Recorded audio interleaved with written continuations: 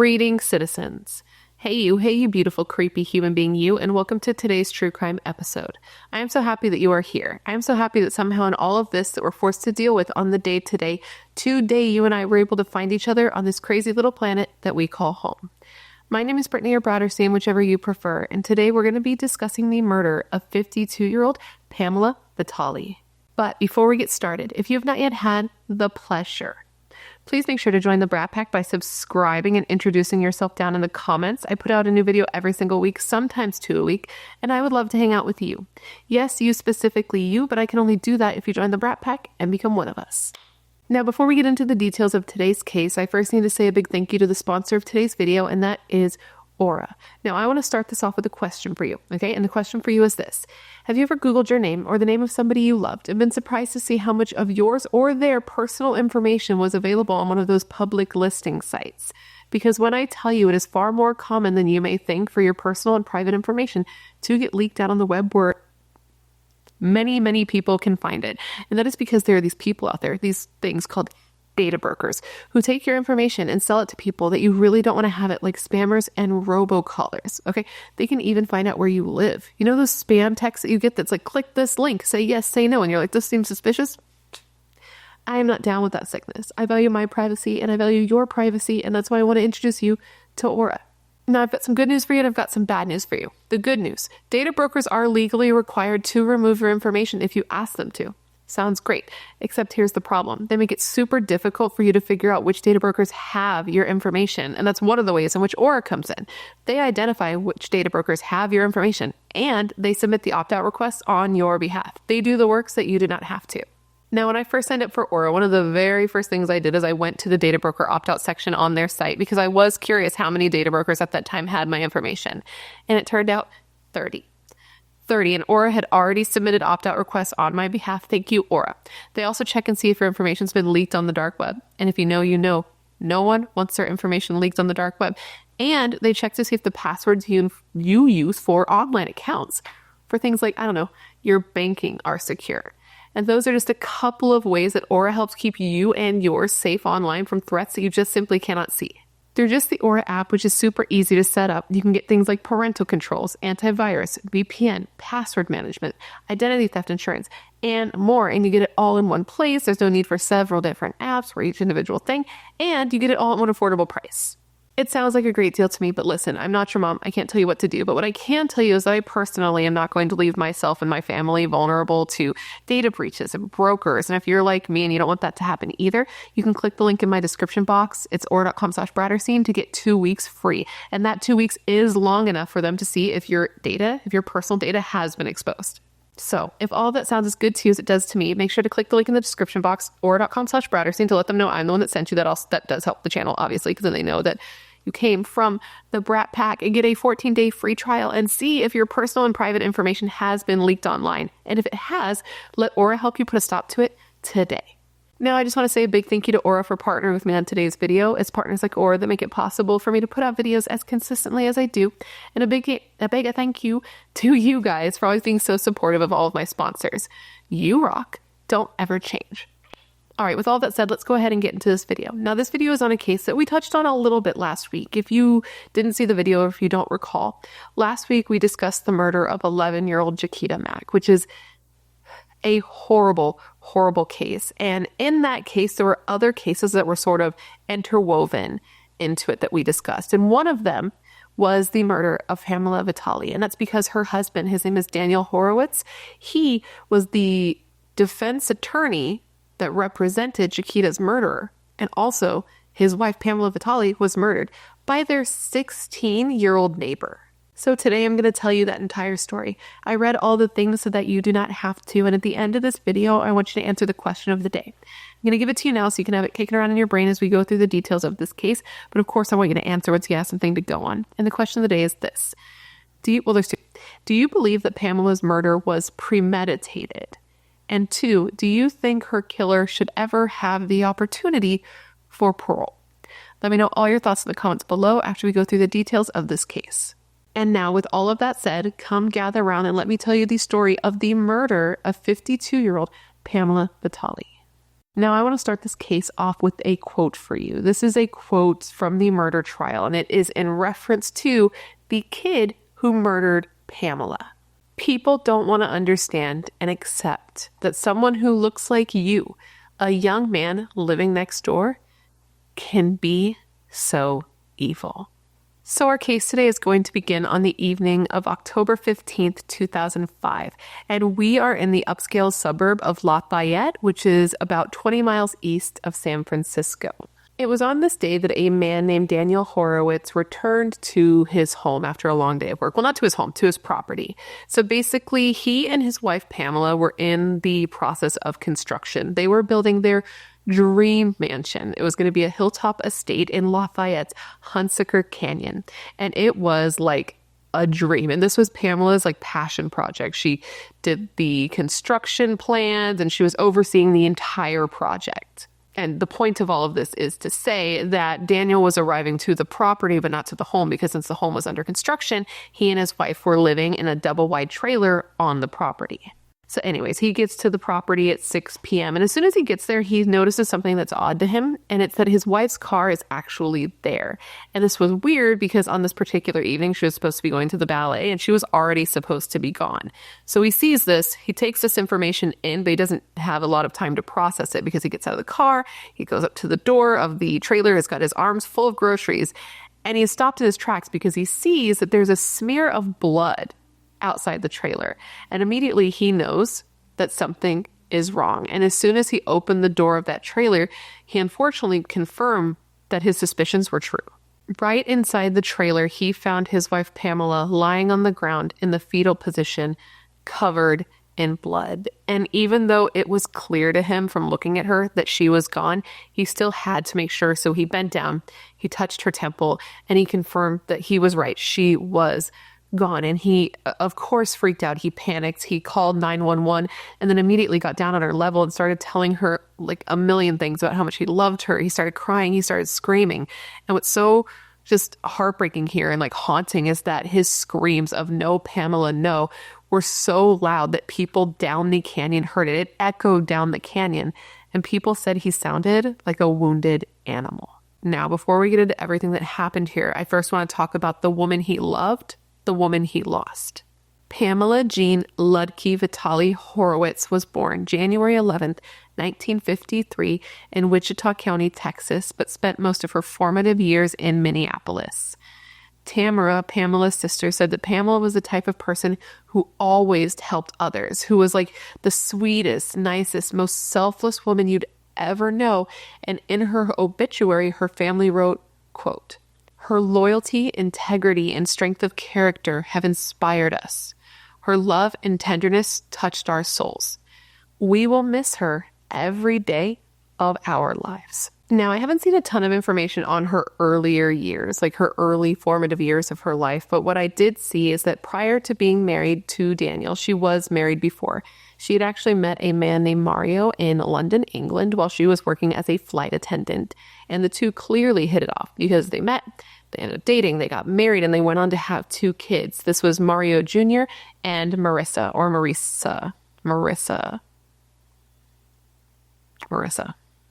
I'm sorry. Now, in time, for one reason or another, the relationship did fall apart and the two divorced. The marriage ended, the two divorced. And in finding this new version of her life, right, newly single with 2 children, she decided that she wanted a totally fresh start. So in 1978, she loaded herself and her kids into her Fiat and she drove to California. Okay, she just dipped and she's like, I want to see what this new life that I'm now going to be living with no idea what's going to happen because this is not what I planned for. I want to go see what's happening over there for me. And in doing that, she started doing a variety of different jobs. For example, she worked as a bookkeeper. She worked for Pacific Bell and she worked for HP. And during her time in California, she also enrolled in school and took a film program at UCLA. And from there, she got an internship, which got her foot in the door.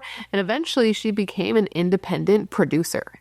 It was after starting her career as a producer that she actually met Daniel Horowitz. So this was 12 years before she was killed. And Daniel was already an attorney, but in, pure California fashion, he was also dipping his toes into writing. I don't know if he was dipping his toes or if his toes had already been fully submerged. He was up to the ankles in writing. I can't say for sure, but what I can say is that he had written a script basically about a case that he worked, and he was shopping it around, trying to get people to look at it to see if anybody wanted to, make it into a movie. Hence, he was looking for a producer. Okay. And he had this friend. Her name was Tamara. And Tamara had a sister named, wait for it, Pamela. And Tamara hears about him shopping around the script. And she's like, you got a script. I got a sister who is a producer. Let's party. And Daniel said of this initial meeting with Pamela, and I quote, she was interested in reading my script. But once I met her, I fell completely in love and no longer cared about the script. So the two met. They hit it off. They started dating. It was long distance at first. And eventually she ended up moving to the Bay Area to be closer to him. And eventually the two got married. Now, at the time that Pamela was murdered, the two were doing really well together. Financially, they were flourishing. Daniel had a super good job. He was a prominent defense attorney, and he was also a legal pundit. Yes. And this is a person who offers an opinion and an authoritative matter on a particular subject matter. Okay. So he would appear on cable news networks as a legal commentator on high profile cases like the Scott Peterson trial, for example. And I also watched the interview with him where he said he worked on the Michael Jackson case, not the death case, but the case from before he died. We know, I'm not going to say it. YouTube doesn't like it. He worked on that case as well. And he was even like close personal friends with Nancy Grace. So that's Daniel over there. And Pamela, she had been working as an executive at Informix, but the company ended up being sold, I believe it was. So she took her severance package. She kept that. And she ended up actually working for Daniel's legal firm as I had to refer to my notes. She was maintaining databases. I've worked in a law firm and I don't know what that is. I can't tell you. Now, speaking actually of me working for law firms previously, I have worked at 2 different law firms in my life for close to a decade combined, okay? And both of those law firms, the wives of the main attorneys worked at the firms. And I can tell you, sometimes that's a shit of a situation, right? But in this particular case, that didn't seem to be the case. It feels like there's some sort of joke one could make with the word case and talking about lawyers, but I'm not quick enough to get us there. What I am quick enough to get us to is the next sentence that I wanted to say, and that is that one of the fellow defense attorneys that knew Daniel, his name was Barry, he said of the relationship, quote, not only were they husband and wife, but they seemed to be friends. And I thought that was pretty cool.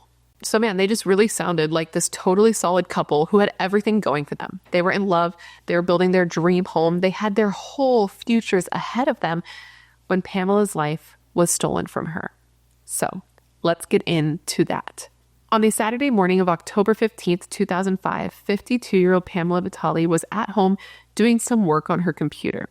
It was just about 10:15 in the morning. She was sitting there in her t-shirt, her socks, and her underwear, and she was actually looking up her family history on the computer, which I feel like is such a normal thing for one to do. It sounds like just like such a normal morning.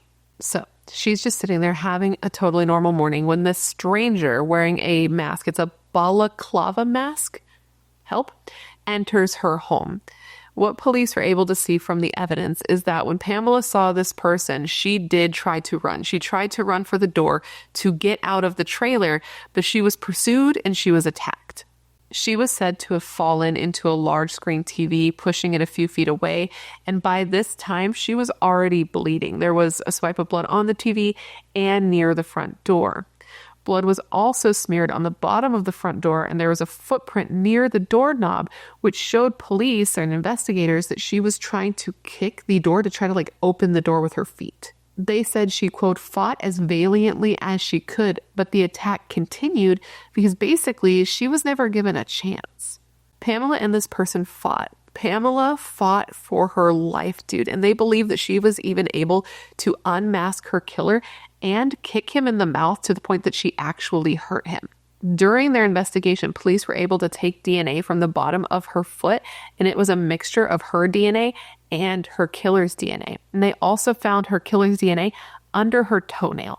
But despite this, despite her kicking him in the face and fighting as hard as she could, She was eventually beaten into unconsciousness and murdered, and this was a brutal murder. She had a broken nose, broken teeth, and she had been hit in the head over and over, most likely with a piece of rock or crown molding, and that caused bleeding in almost every part of her brain. She had injuries to both sides of her head, to the back of her head, and this is graphic, but her scalp was even removed from her skull in some places. Then, after she was beaten, but when she was still technically alive or had just died, this person then took a knife, cut into her abdomen, and then flipped her over and carved a, quote, curious symbol into her back that resembled either a sideways H or a double-crossed T. And this was believed to have been made with either a sharp, well, it was believed to have been made with a sharp knife. And they said that this was cut straight, square, and deliberate. After doing all of this, her attacker is believed to have stayed in her trailer for a significant period of time, which we will get into a little bit later, and then left. Now, what's super messed up here is at the time that Pamela was being killed, Daniel was out of the house doing legal work. And he was doing legal work because he was the defense attorney for a woman named Susan Polk.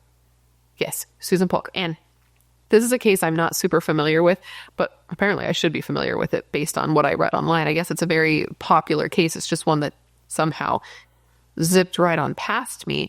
But apparently Susan murdered her romantic partner. I think it was her husband, and then just admitted to it, but said it was self-defense. And it was like a huge, like high profile case. Daniel being on it was like a huge deal. And it was so big in their family that Pamela had even been at the courthouse watching him while he was doing this trial to like support him because it was like huge. And something else about this case, the Susan Polk case, is that because this case was still going through the legal system when Pamela was murdered, they ended up declaring a mistrial for the Susan Polk case. And that's because of Dan having to be taken off the trial because he was grieving the murder of his wife. But anyways, that's what he was dealing with at the time that Pamela was killed. That's where he was. So he had an alibi. But I just can't imagine being in his shoes and just like being in court defending one person that was accused and admitted to committing murder while your spouse is at home being murdered by somebody totally separate. Like, I can't imagine being in this man's shoes. So that day, Dan left the house that morning at about 8 a.m. He did his work. He did try to call Pamela at some point during the day, but she did not answer, and he just assumed it's because she was busy, so he went about his day. He finished his work, he, picked up groceries, and he headed home, and that's when he was surprised to see her car was still there because she was supposed to be at the ballet. So he gets to the door, he sees the blood, he goes inside, and he finds his wife there on the floor with bloody shards of pottery all around her. Freaks out, calls 911, and then, screams into the void because of the pain he felt from losing his partner. Now, within no time, the media was there. They were swarming at the base of the hill. In addition to the media swarming, the rumors were swarming. And very quickly, people started to wonder if Dan may be responsible for his wife's murder. Because, we see in most situations, in many situations when a woman is murdered, she is killed by her husband, her romantic partner. And so when they heard that she was killed, people started to ask questions. They started to ask if there were any problems in the marriage, if this, very expensive and stressful contracting thing they were doing with building their mansion was causing a rift between them. They were like, hey, when she was killed, she was in her underwear. Was it somebody that she knew? Because why would she let somebody in when she was in her underwear? So these are the questions people are asking. And, they were asking this especially because when you looked at the scene, it at first glance did appear to be more personal. It didn't seem like a random person that broke in because there was no motive for them to do it. Like there was no robbery. There was no sexual assault. It was just a very, very brutal murder. But, as I already said, we know that Dan didn't do this. He was looked into and very quickly ruled out because he had an alibi and he was seen by people and they knew right away that he wasn't responsible directly. And I say directly because police did look into the angle of him being a defense attorney specifically. Because when they were like, well, he didn't do it. We know he didn't do it. But that doesn't mean that his job was not in some way related because he was a defense attorney. He had access or people who had or were accused of doing crimes right, committing crimes were in the vicinity of him. So they were wondering if maybe whoever killed Pamela could be somebody or related to somebody he had defended in the past. So this is something they added to their theory list, but they looked into this and they quickly ruled that theory out. Like they didn't think that that was the situation. From there, they moved their suspicions onto a man who lived in a camper, like a neighbor who lived in a camper. So it'd be like a camper neighbor. I don't know why these words are so difficult for me. Basically, a man who was a neighbor and lived in a camper nearby them. Police started to look into this man. And that's because Dan and Pamela had issues with this man. Okay. It had gotten so bad that Dan had even drafted up a restraining order in which, or I don't know if he drafted it or if he declared in it. It's a form. I've seen the form. He might have been the one that filled it out, or he may have just put his quotes in there. I can't say for sure. I wasn't able to read the document. I was just able to see what was written on the document. And he wrote that his wife was in danger. Like in this restraining order, they wrote that his wife was in danger. Okay. Now this restraining order never actually ended up being filed. It was like written up, but it wasn't filed with the court because they did, work it out with the neighbor. They were able to bury the hatchet, to wipe the slate clean, to squash said beef. Okay. But the police did still look into him because they're like, okay, you had some issues. Dan thought Pamela was in danger and now Pamela is dead. So this guy is being looked at. And in the meantime, while police are following all these leads, Pamela's friends and family had to bury her. They held a private memorial service for her at Oakmont Memorial Park. And it was actually that day, dude, in the midst of the grief and the remembrance, that the sheriff actually called a press conference to make an announcement that was totally out of left field. And that was that they had made an arrest in connection with Pamela's murder. And the person they arrested was a 16-year-old. Okay, this kid was 2 weeks shy of turning 17. And his name was Scott Dyleski. Now, though the arrest of a 16-year-old in this case seemed so totally random, Scott was not totally unknown to Dan and Pamela. Daniel had actually done some work for Scott's family, some legal work, like made some phone calls, drafted some letters, nothing serious. It wasn't like a retainer situation. It was just like these little things that sometimes lawyers do for people that they know just because they can and it's easy. And a lot of stuff, not all things, but many things in at least, okay, let me backtrack. In the type of law that I did, because I can't speak for all lawyers, obviously, like my law firm wasn't like a suits situation. Okay. It was very much like a mom and pop. And we had a lot of boilerplate documents, letters, ex partes, things that were drafted that we just had to change certain things on. And honestly, a lot of times with letters and stuff, they're written by secretaries anyway. Okay. So what was I saying? He would do these things for them and had done these things for them before. So Scott wasn't totally unknown to Dan and Pamela, was my point. But I got off on a thing, as one does, and one is me. And I do that from time to time. More times than not, to circle back, to get back on track. The question now became, why would this 16-year-old whose family was familiar with Dan, why would he kill Pamela, a woman who was described as the most innocent victim one could see in a case like this? Now, Scott Dyleski, he was born in San Francisco in 1988, and he was said to have which by the way, that means he is literally my age, because I was also born in 1988 and he was born just a couple of days before me, actually. We would be very close in the same age, which means I believe he's a Scorpio also. And I don't claim him. But anyways, he's born San Francisco, 1988. Suddenly, he was alive. And he was said to have not the best upbringing. His mom and dad divorced shortly after he was born, and his mother was the one who he stayed with primarily. And she struggled financially pretty much from the time that they were alone together. Now, his mother, Esther, did end up remarrying, which helped with this a little bit, but the man that Esther remarried, apparently Scott says that this man abused him, though Esther says that during their marriage, she never saw any abuse. And even after Scott was arrested and Scott was saying these terrible things about him, his stepfather actually had nothing but good things to say about him. His name was Glenn, I believe, and Glenn described Scott as a, quote, thoughtful and intelligent young man. He also said that Scott was incapable of murder and that Scott would never do something like this. Now, was Scott's stepdad abusive? I can't say. There are conflicting reports on that. What I can tell you is that Scott's stepdad and his mom didn't stay together very long. They did end up separating. And once they separated, again, Esther found herself in a financial pickle because taking care of a kid is hard. Being a single mother, is incredibly hard. And the thing about it is that in addition to it being difficult, there are reports that Esther was also neglectful, but you have to take where these reports are coming from to see if you believe them, which I don't know. I wasn't there. I'm just telling you the information that's out there. Reportedly, Scott's biological father reported Esther to Child Protective Services twice. I can't remember the dates exactly, but twice when he was in his teen years, his father reported his mother saying that she was neglectful and that she was emotionally abusive, but these reports were never followed up on, or nothing was done about it. Now, I will say, I do find it very ironic that Scott's biological dad is the one who's making these claims because notably, he was not there.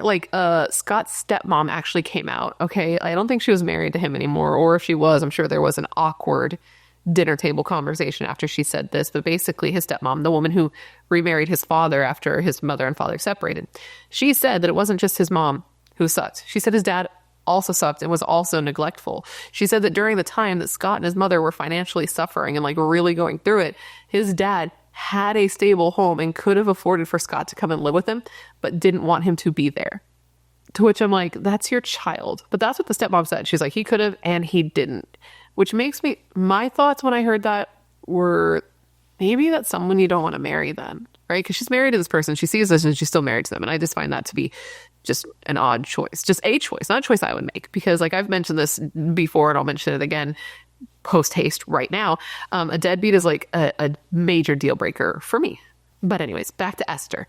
Nearly newly separated from Scott's stepdad and suffering financially, struggling through life, as many of us are. Now, not knowing exactly where to turn, ended up calling some friends of hers. This was Kim and Fred. And Kim and Fred actually owned a piece of property that was down the hill from where Dan and Pamela lived. And ironically enough, during this time when Esther had reached out to them, their house was under construction and they were living in a trailer on their property, similar to how Dan and Pamela would be, the position that Dan and Pamela would be years later. I hope I haven't gotten that too mixed up. Anyways, she contacts them. They're like, hey, our house is going to be available for you to come stay with us, but presently we are living in a trailer. So here's what I can do. We'll make you a makeshift property, a makeshift home on our property, and you and your son can stay there until the house is ready, and then you can move in. Reportedly, this wasn't the best situation. I mean, it wasn't really a house. It was just somewhere they were staying. It was described kind of like a shack. There wasn't really a place to shower, and there were bugs and stuff. But I mean, beggars couldn't be choosers. And at that point in time in their lives, they were begging. Eventually, though, this house was ready. Esther and her son were able to move in. And at the time that Pamela was killed, they were living in this house with 2 other families. Now, back to Scott. Reportedly, even though he was going through all these difficulties growing up, he was still a good kid. He was in the Boy Scouts. He played sports. I believe he played baseball specifically. And when it came to his schoolwork, he did decently well. That was until he became a teenager. And there were a couple of events that happened at the same time. One, becoming a teenager is already an event and it can change you a lot. And you can be trying to find yourself and explore different styles, etc., etc. But Scott did go through a trauma when he was a teenager, and that was that his sister died. Okay, she died in a car accident. I guess she was in a car and it was hit by another car. And from what I've read, the car that hit her was driven by somebody who was trying to take their lives. And she wasn't the only person in her car that was killed. It was a whole thing. And it was incredibly, incredibly traumatic.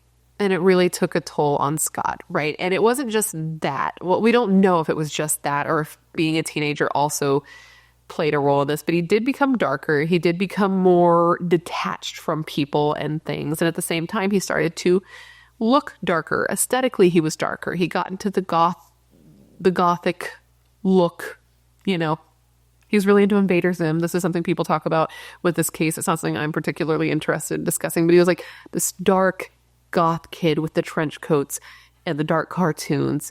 And he was really into that kind of fashion. And he even said of that, quote, "Anyone can go to the mall and buy the latest fashion, but it takes an artist with a creative mind to revive a fashion. Creativity is a lost art in today's society. I don't expect everyone to go out and make themselves look unique. I just want everyone to understand that the ones that do are just being themselves, and your judgments will never stop them." Which, hey, I totally agree with. And I don't think being a goth inherently makes you a piece of shit. Obviously, obviously. But, you can have good points and still be an asshole. I see it all the time. Anyways, he was described as a goth. He dyed his dark hair. It was like dark brown. He dyed it black. I did the same thing in high school. He also, again, wore all black, wore the trench coat. He was really into reading about serial killers and mass murderers, which, again, I did the same thing. And I didn't do this though. He did take chalk and draw a pentagram on the ground and danced around it for people to watch. I don't know if I did that. No, you know what I did? Me and my friends got matching tank tops and did a dance performance to Moulin Rouge that no one watched, which is arguably kind of the same thing.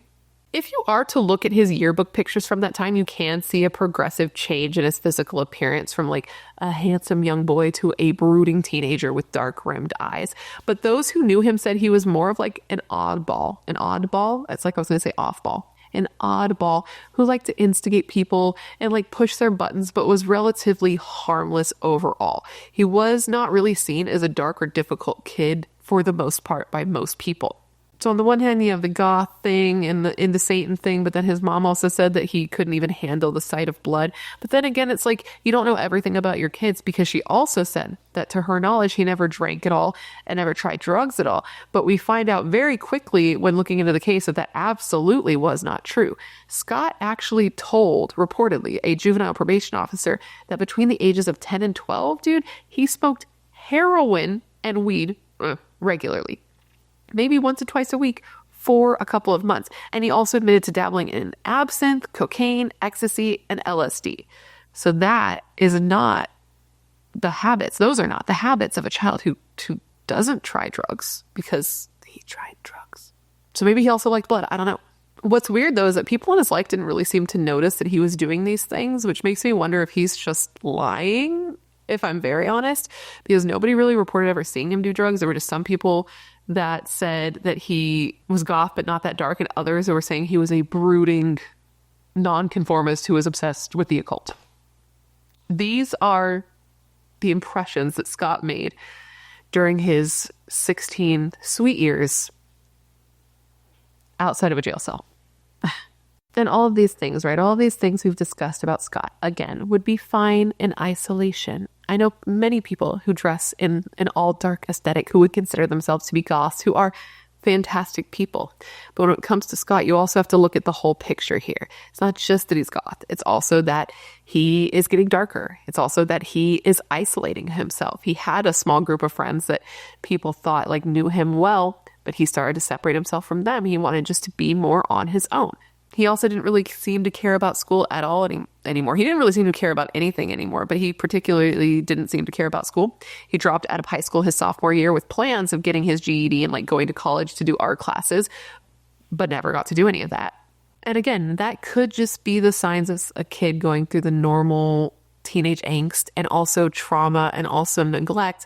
But then you look at the things he was looking up on his computer. Specifically, he was looking into vivisection, which is the practice of cutting into people or animals and extracting their organs. And that gives you more of an idea of what was going on in the heart and mind of Scott. So this brings us now to the timeline of when Pamela was killed. Now, around this time, Scott and a friend of his decided they were going to start selling weed to make money. All good and well, but the thing is you needed to have money to get the equipment to grow the weed, to then make money. And these kids did not have their own money. Okay, they lived in a rich area. They themselves, not particularly rich. But again, they lived in a rich area. So Scott puts on his thinking cap and he's like, you know what I could do? I could break into the homes of these rich people. I could rifle through their things. I could get their banking information and we could use their funds to fund our new venture. Entrepreneurs they were. And I mention this plan because it leads to him getting caught. So basically what happened is police received a call from a woman named Karen. And Karen called the police to report that she believed her credit card information had been stolen. And that's because she looked at her credit card statement and she saw a purchase was made that she had not made. And the purchase was linked to one of her neighbor's houses. Basically, she sees that some custom lighting lamps to grow weed, were bought with her cards. And she's like, I did not buy any custom lighting for my home. So that's very weird. And when she looked at all the details, she saw that it was charged, like the billing address was a woman named Esther's house, and the shipping address was to her neighbor Pamela's house. Now, when she sees this, the first thing that sticks out to her is actually the name Esther, because she had been having some issues with Esther, which was her neighbor. And basically the issue stemmed from the fact that Karen had accidentally ran over Esther's dog, like recently, right around the time that this happened. The dog lived, in case you were wondering, but was injured because like dog, car, not a good combination. Now, this woman Karen doesn't call police right away. Okay, there was a lot going on. Like, she finds this out. It's around the same time that Pamela was killed, and her area is going to be having a town meeting. Town meeting tonight, right? And the town meeting was going to be about safety. So she figures that she can actually bring up this credit card information while talking about town safety, because she figured that it was relevant because of the fact that whoever had got her credit card information would likely had to have broken into her house to get it, which is a safety concern. Are you following me? Am I following me? So this meeting happened and things got heated because Karen confronts Esther about this credit card situation. Now, Esther, very confused, has no idea what the fuck Karen's talking about, doesn't know anything about this credit card situation. Esther's housemates, very confused as to why their address is being linked to some illegal bullshit. So after this meeting, they go back to their house and they start looking at everyone's computers for evidence of illegal activity. And when they get to Scott's computer, they see that all of his like search history has been deleted, which is suspicious. So they confront him about it. And initially he completely denies any involvement, but eventually with poking and prodding, he admits to the credit card scheme. And in his mother learning that he was responsible for this credit card scheme, his mother Esther actually told him to get rid of the evidence. Now, when confessing to the credit card scheme, Scott did mention his friend's name and mentioned that his friend was involved. So the housemates actually called this friend's parents and told them what was up so that they could, check their kid before somebody else wrecked their kid, basically is what it came down to. And they also said, and I don't know how they went from A to D without the B and C. The B and C is missing here, but they basically were like, also, we're wondering if this has anything to do with Pamela's death. Which again, I don't know how they got there. How did we get here? I used to know you so well. I don't know. But this information was relayed. This kid's parents talked to them and was like, what the fuck are you involved in? And with poking and prodding on this kid eventually did admit that Scott had murdered Pamela. And then he went with his parents to the cops, admitted what happened, and ended up getting immunity for his testimony. So police learn all this. They're like, cool, let's get him, boys. They go to his house to question him. And when they get there, he's not there, but his mother is. And after hours of questioning, she finally told them where her son was. He was in Walnut Creek. They head over there and they arrest him. Now from here, this is where the plot thickens, because Scott was not the only person who was arrested, okay? His mother was also arrested. 53-year-old Esther Fielding was arrested for destroying evidence and being an accessory to murder, okay? And she was held on a $500,000 bond. Now you may notice I said destruction of evidence. Apparently the evidence that Esther destroyed was a backpack. Now this was a backpack that Scott initially gave to his girlfriend. She held it for a couple of days. The girlfriend then gave it to Scott's mom. And inside the backpack, there was a hard drive and there was paperwork. And it basically had account information and numbers of people he had been stealing money from. And one of those names that was included was Pamela's. And Esther burned them. Police also found out that on the night of Pamela's murder, Scott had been out of the house and his mom had called him and told him to stay away. Basically, she told him that there was police activity in the area, that the road was blocked off, and that because of this, he should probably stay with his girlfriend. And at the time, he and a friend and his girlfriend were all together. And the friend said that Scott was like, bet, and left and went back to his girlfriend's house to bang. Basically is what the friend said. Like when all of this is going on and you should be like shitting your pants, he's like, actually, I'm gonna get in hers. Oh, and speaking of his girlfriend, just because it's on my mind, her name was Jenna. Jenna did end up testifying in trial, and she told the court that she and Scott would often talk about like the different ways one could murder a person. And she said that specifically they would talk about shooting and bludgeoning. And she said that Scott said that shooting would be less painful and that bludgeoning would like take longer. It'd be more intense. And he said he often wondered how many times it would take to hit somebody to kill them, which is noteworthy because that's literally how Pamela was killed. But anyways, back to Esther. She's arrested, right? She's arrested for these charges, but the charges against her did end up being dropped once she agreed to cooperate with police, which seems like a very difficult thing to do. Okay, it's the question, right? What would you do for your kids? Would you kill for your kids? Would you cover up a crime for your kids? Would you destroy evidence for your kids? According to those that knew her, okay, because remember, his father said she sucked. Those who knew her said Scott was the apple of her eye. Friends who worked with her at the Cafe Esperanza in Lafayette said that she lived for him and would literally do anything for him. Despite this, though, they were still in total shock. They could not believe that Esther could have anything to do with Pamela's death. They couldn't believe that even if Scott came to her wanting help, she would have involved herself in something like this, even for him.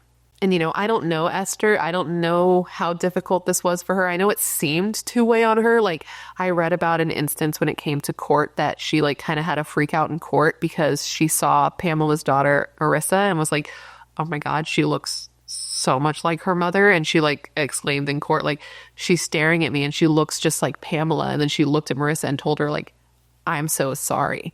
And obviously this was very upsetting for Marissa, and she started hysterically crying and couldn't get herself under control, to the point that the bailiff had to go over and ask her if she wanted to leave, but she didn't. The whole situation is just very rough, and whether she knew what she was doing or just made a bad choice, her son had done this and she had destroyed evidence to help him.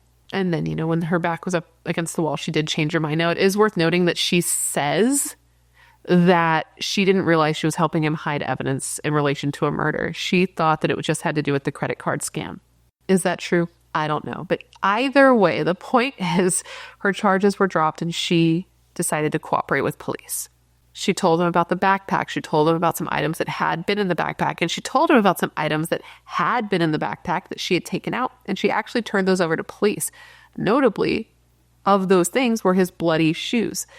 And that wasn't all they had. They also had removed from inside of a white Toyota van that was on the property a single glove and other clothing that was spattered with blood.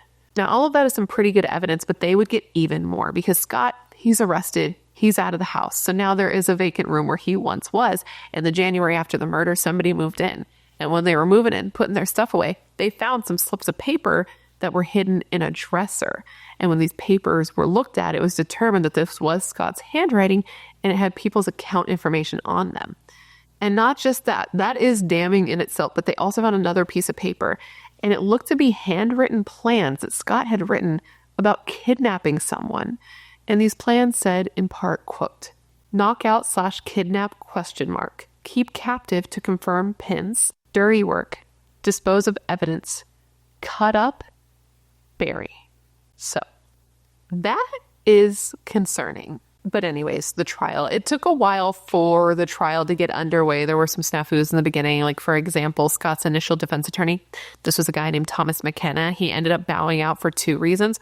One was financial, and two, which is crazy, is that he had a bit of a conflict of interest when it came to another case. Because small world, but this defense attorney had actually represented the driver of the car that had hit and killed Scott's sister years earlier. What are the odds?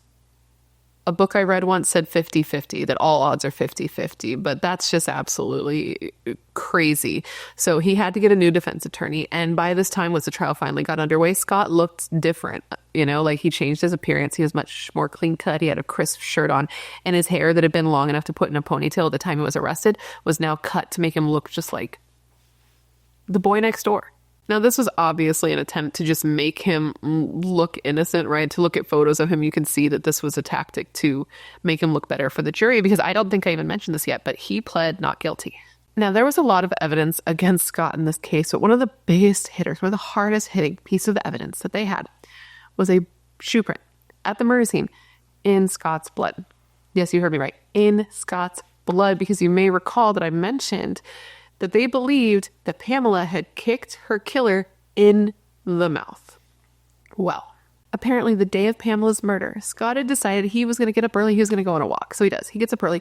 He goes on a walk because, according to him, he wanted to go see a waterfall that was near his house. So he was going to go on the walk, come back home, take a shower, go see his girlfriend, etc., etc. But before going to see his girlfriend, he goes on this walk and he comes home. And when he comes home, he's beat the fuck up. Okay, he looks like he's been hit in the face. He has a cut across his nose that is bloody. His wrist is like sprained. He's got scratches and he's swollen.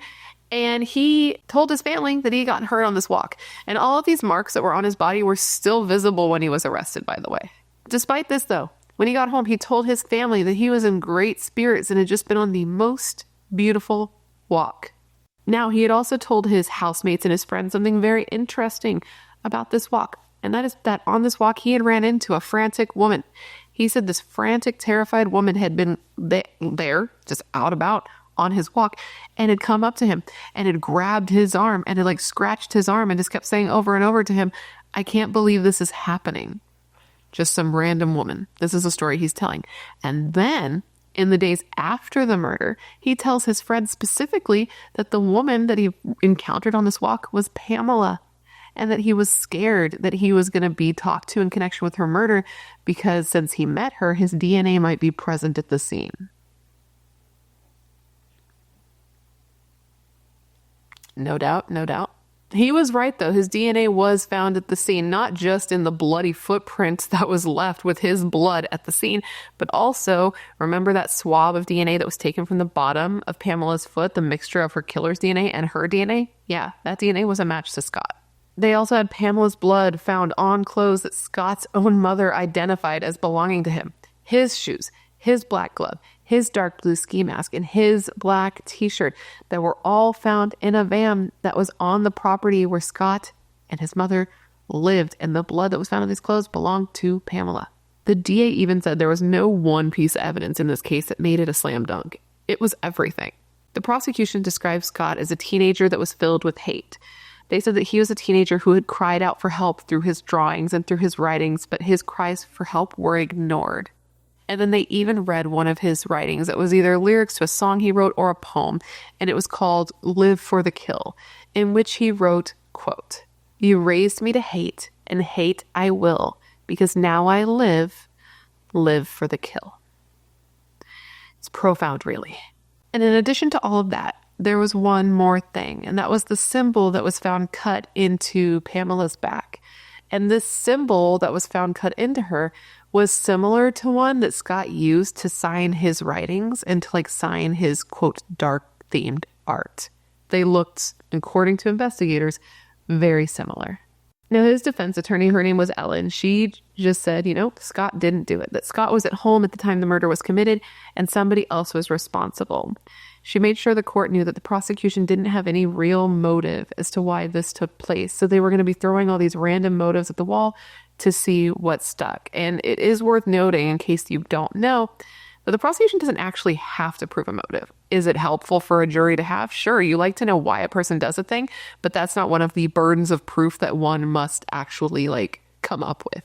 Now, I will say the motive that the prosecution did throw out is an interesting one.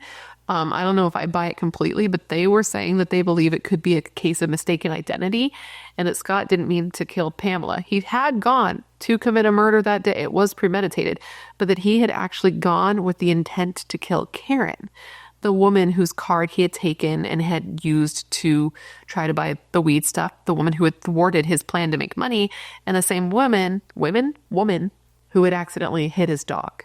Now, for the record, the jury also didn't buy this theory. I guess one juror who was willing to talk to the press after the trial, said that this theory wasn't taken serious at all. They didn't even discuss it. But to continue, the prosecution said that it would have only taken about 5 minutes to kill Pamela, but they believe that her killer stayed in the house for a while after that. They think he drank a glass of water. They think he took a shower because they were able to track his blood, or the blood rather, around the trailer and found it in the shower and also on the counter and on the glass of water. And this person also stayed in the house to cut that symbol into her back and to cut her across the stomach. And the prosecutor said of this, quote, "What a curious thing. It's horrific, but it's also curious. Why? Why did he do that?"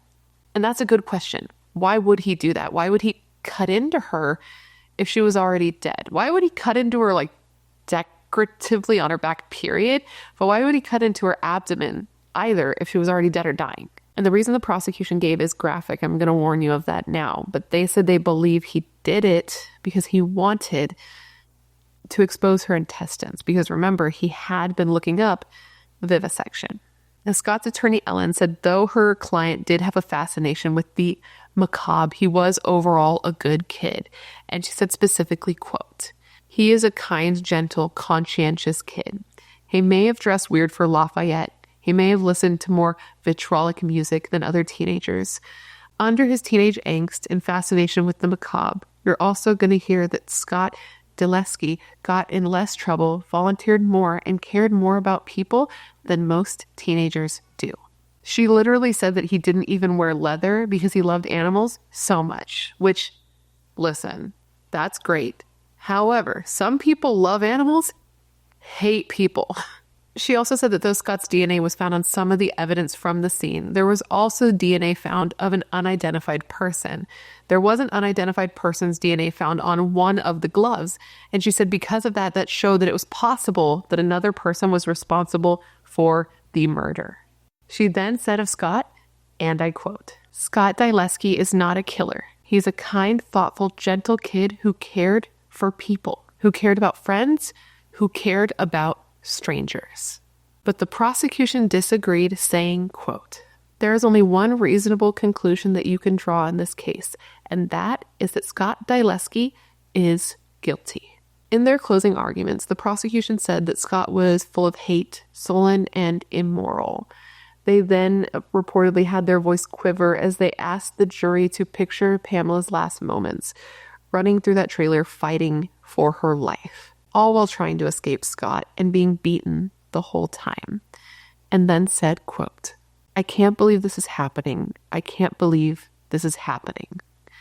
That would be exactly what Pamela would say. And he was referencing that story that Scott told, where he told his friends he had encountered that woman that turned out to be Pamela in his story the day he went on his walk. With that, the jury was sent to deliberate, and after 18 hours of deliberation, the now 17-year-old Scott Dyleski learned that he was guilty. He was found guilty of Pamela's first-degree murder and the special circumstance that the murder was committed during the commission of a burglary, and because he used a weapon to bludgeon Pamela, and therefore this could send him to prison for the rest of his life. Now, though he could be going to jail for the rest of his life, he could also be given 25 years to life because he was just 16 at the time that the murder was committed, and also because he was 16, he was not eligible for the death penalty. In hearing the verdict, Pamela's husband Daniel nodded his head while members of her family hugged each other. And of her family members, her sister Tamara spoke after the verdict where she said, quote, "When Scott Dyleski murdered my sister, he sentenced her to death, and he sentenced us to a life without her. And now, after that, they'd have to wait until the following month to learn what Scott's sentence would be." During the sentencing hearing, the judge did hear victim impact statements from those who knew and loved Pamela. And these people who loved her had actually taken small photos of her and put them all along the railing so they would be present when they were giving their statements. And then they did also, the court did also hear statements from people who wrote statements for Scott as well. Pamela's husband Daniel did speak. He stood at the podium and stared at Scott for a good long while before finally saying that he had represented 50 different murderers in his career so far, and that none of them had shown the complete lack of remorse like Scott did. He said that Scott had no redeeming qualities, and he said that he had never once represented somebody who actually enjoyed killing, but that the way Scott did it, by hitting her, by beating her to death, that with each hit, he was enjoying himself. He liked what he did. He also said he had a really hard time watching Scott during the trial because of that, because he could tell he didn't care. And he said he just wished that Scott was a little bit older so he could get the death penalty. Tamara, Pamela's sister, started her statement by listing all of the injuries that were inflicted on her sister.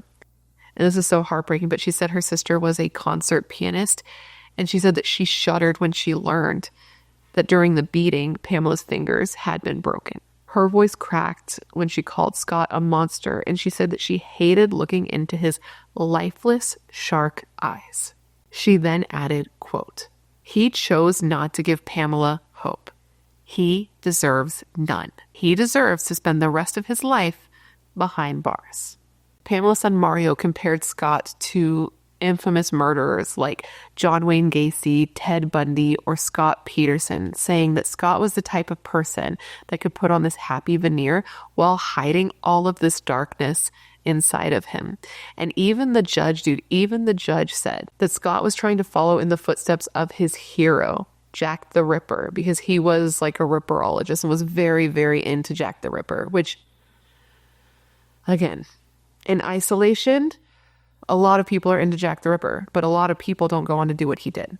Carol, Pamela's mother, got on the stand and told the story of learning that her daughter was killed, of the phone call she got when she learned her daughter was killed. And she said that she just like screamed out like, "No, Pamela, no," before fainting. She's like, "It can't be." And then she fainted.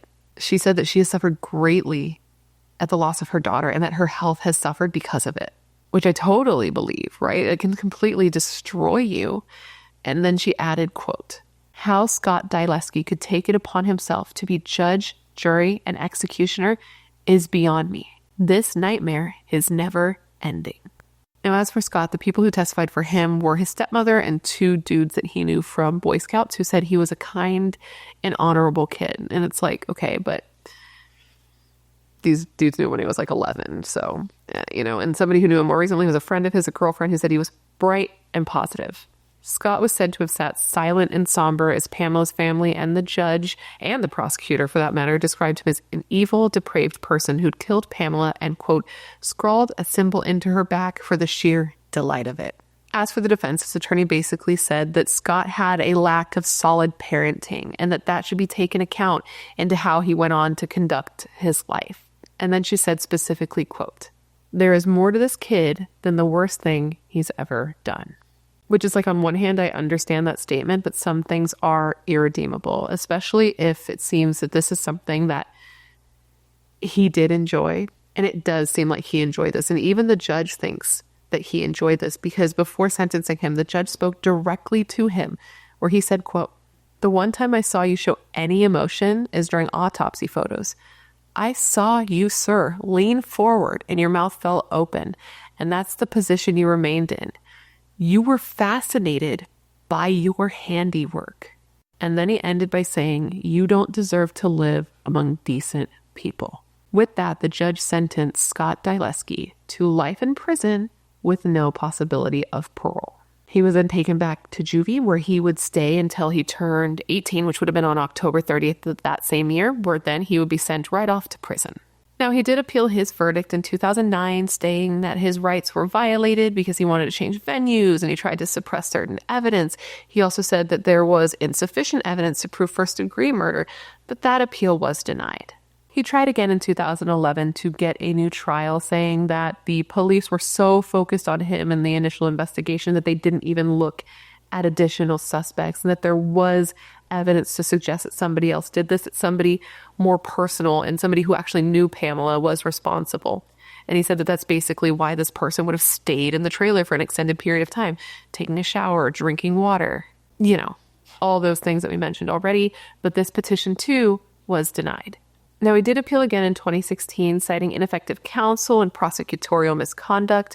He also said that his life sentence without parole was unjust, as he was a minor at the time the murder was committed. And his point that his sentence was unjust was actually seen as valid, and he was going to be resentenced. But you remember how the law changed, and it's now seen as unconstitutional if minors are automatically sentenced to life in prison with no possibility of parole. You remember all that? Well, that applied to him as well, and his sentence was changed, and he is now eligible for parole, I actually believe it's in 2030. So that's just 5 years away, which is concerning, because, what kind of person is he in that short amount of time? How much could really have changed?